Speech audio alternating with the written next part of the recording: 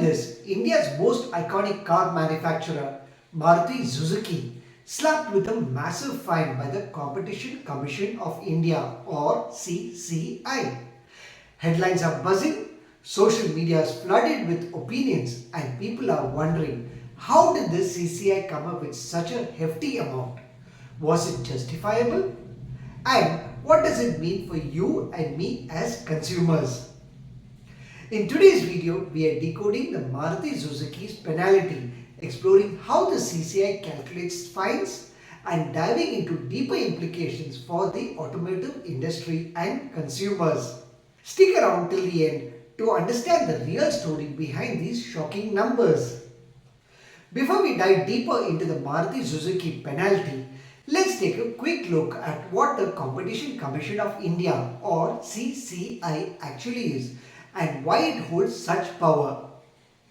Established in 2003 under the Competition Act of 2002, the CCI is a regulatory body responsible for promoting and sustaining competition in Indian markets. Its primary goal is to ensure that businesses operate fairly without indulging in practices that harm consumers or hinder healthy competition. Think of the CCI as a market watchdog, constantly monitoring and acting against companies that abuse their power or form anti-competitive agreements. Whether it's price fixing, forming cartels or abusing a dominant position in the market, the CCI steps in to level the playing field.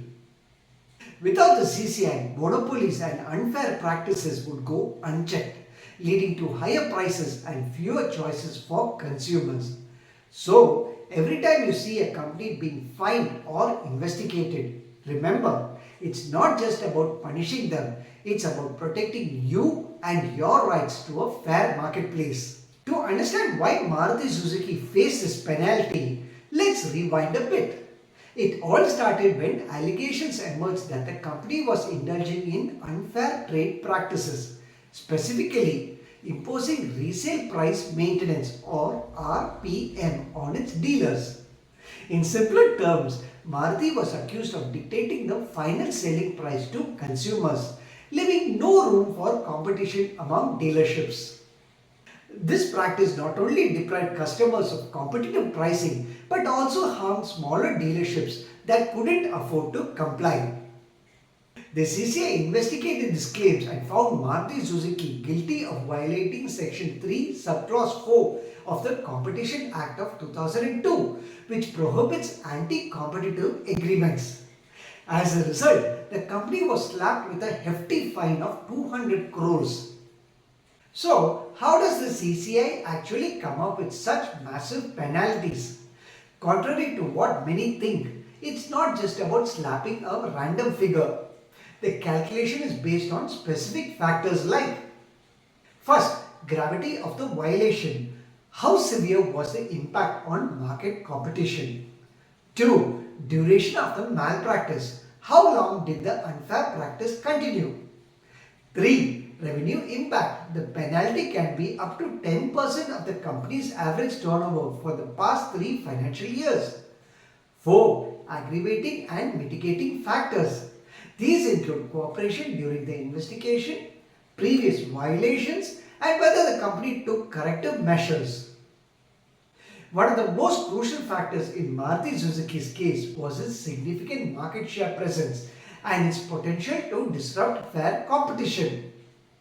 By controlling dealership prices, it restricted consumer choice and impacted pricing flexibility, leading to this massive fine.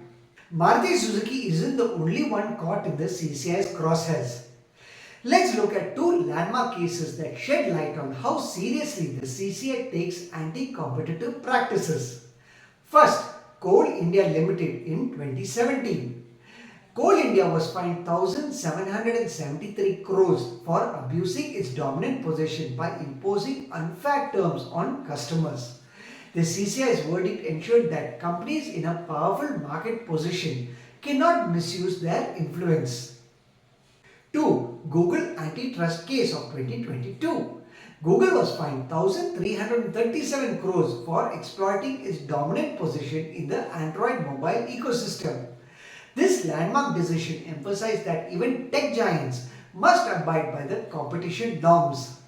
Now, you must be wondering, how does this impact us as consumers?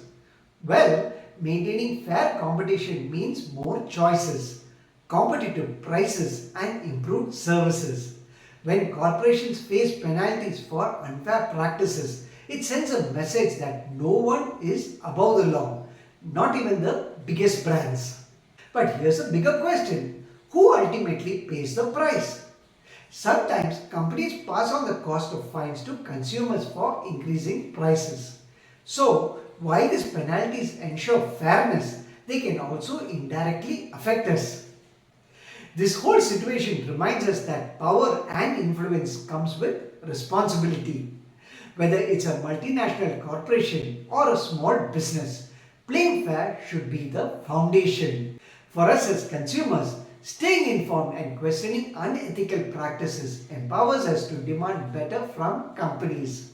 It's also a wake-up call for us to reflect on how we, as individuals, unknowingly support monopolistic practices by sticking to one brand without exploring alternatives. Think about it. Are we encouraging competition or just giving our loyalty to one giant? If this video gave you some fresh insights, hit the like button and subscribe for more eye-opening content. Don't forget to share your thoughts in the comments. Do you think the fine on Maruti Suzuki was fair? And how do you think it will affect the market? Let's discuss. Also, ring the bell icon to stay updated with our latest videos. Your support means a lot to us. Take care. Bye.